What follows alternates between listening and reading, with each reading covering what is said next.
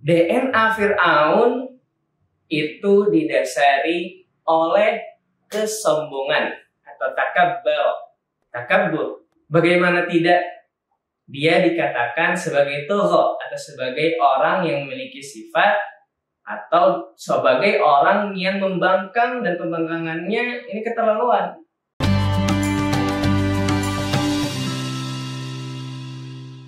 Assalamualaikum warahmatullahi wabarakatuh.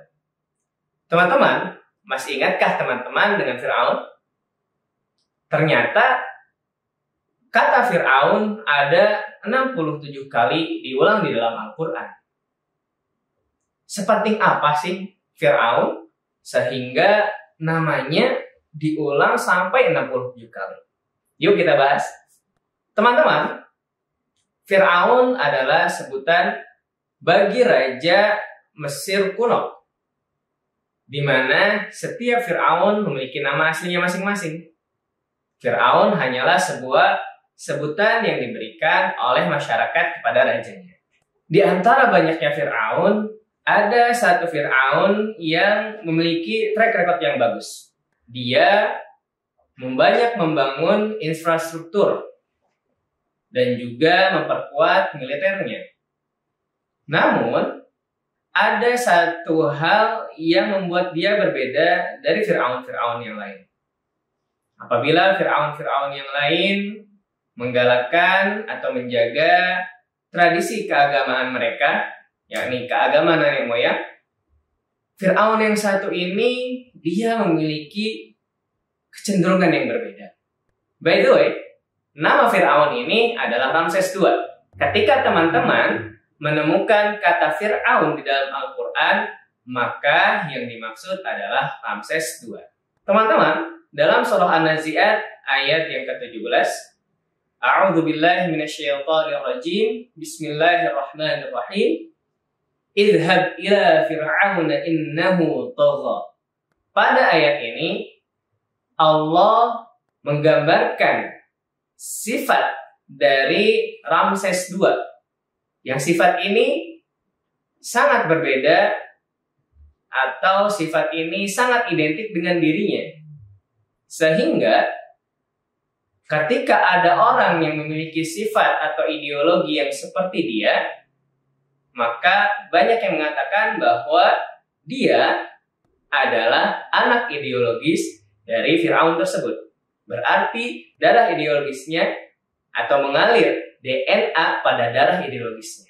Teman-teman, kata togho diartikan oleh Ibnu Katsir sebagai tajabbara, yaitu pemberontakan atau pembangkangan yang melebihi batas. Lalu Al-Qurtubi melengkapinya, togho adalah pemberontakan, pembangkangan yang melebihi batas dikarenakan kesombongan. Teman-teman semuanya, DNA Fir'aun itu didasari oleh kesombongan atau takabbur. Bagaimana tidak, dia dikatakan sebagai togho atau sebagai orang yang memiliki sifat atau sebagai orang yang membangkang, dan pembangkangannya ini keterlaluan. Dia hanya menguasai Mesir, tapi dia sudah mengatakan bahwa dirinya adalah Tuhan. Ana rabbukumul a'la. Saya adalah Tuhan yang tinggi, Tuhan yang mulia untuk kalian. Bayangkan, baru saja menguasai Mesir yang segede itu, tapi dia sudah mengangkat dirinya sebagai Tuhan. Ini adalah sebuah kesombongan yang keterlaluan, karena dunia yang tidak taat padanya itu lebih luas, lebih banyak. Masyarakat yang tidak taat padanya lebih banyak. Sehingga pantas saja ketika dia mengatakan ana rabbukumul a'la, maka disifatkan oleh Allah bahwa Ramses II ini atau Fir'aun ini togho, membangkang, memberontak, sombong, dan ini semua melampaui batas. Kesombongannya sudah melampaui batas. Baru menguasai Mesir saja sudah mengangkat dirinya sebagai Tuhan. Lantas bagaimana dengan khalifah-khalifah Islam yang menguasai lebih dari Mesir? Harusnya mereka dong yang mengangkat diri sebagai Tuhan. Tapi karena para khalifah tersebut memiliki keimanan, mereka tidak mengangkat diri mereka sebagai Tuhan, tapi tetap mengangkat diri mereka sebagai hamba dari Allah yang Maha Kuasa. Teman-teman semuanya, kita harus berwaspada. Jangan sampai DNA ideologis Fir'aun ini mengalir pada diri kita. Kita harus sering berintrospeksi. Jangan-jangan DNA Fir'aun sudah ada pada diri kita. Indikatornya apa? Indikatornya ketika kita mulai sombong. Ketika kita sudah menganggap bahwa diri kita lah yang paling bisa. Ketika kita mulai meremehkan orang lain. Si fulan mah tidak bisa. Kalau saya nggak ada, acara ini akan hancur. Kalau saya nggak ada, perusahaan ini nggak akan besar seperti sini. Itu adalah indikator-indikator bahwa DNA Fir'aun mulai ada pada diri kita. Lantas, bagaimana agar kita menghilangkan DNA Fir'aun tersebut? Maka dilanjutkan pada ayat-ayat selanjutnya, Allah memerintahkan kepada Nabi Musa untuk menunjukkan kebesarannya. Kebesaran Allah.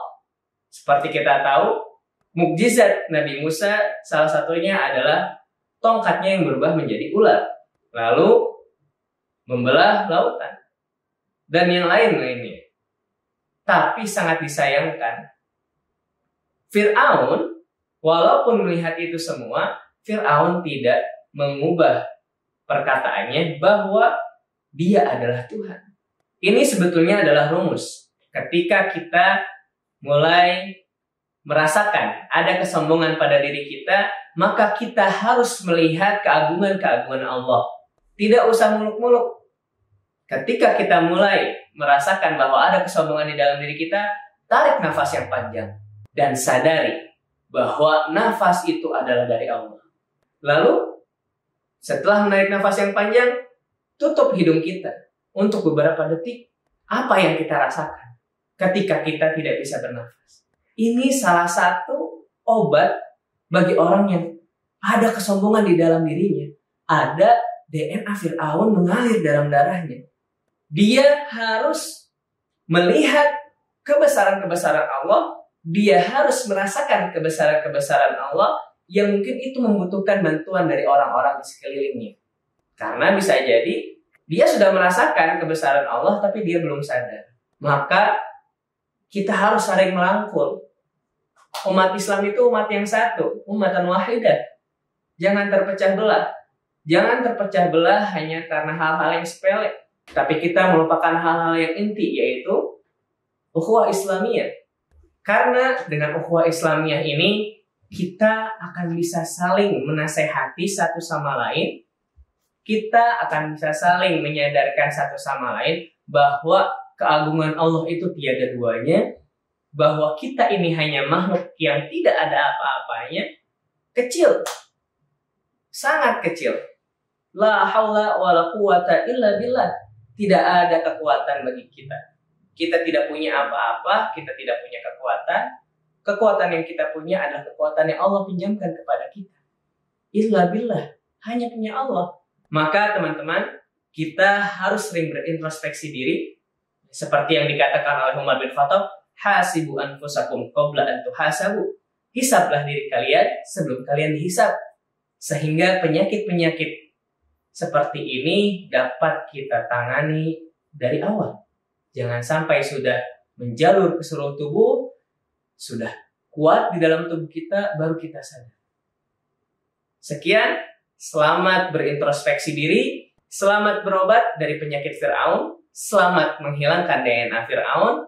Terima kasih. Assalamualaikum warahmatullahi wabarakatuh.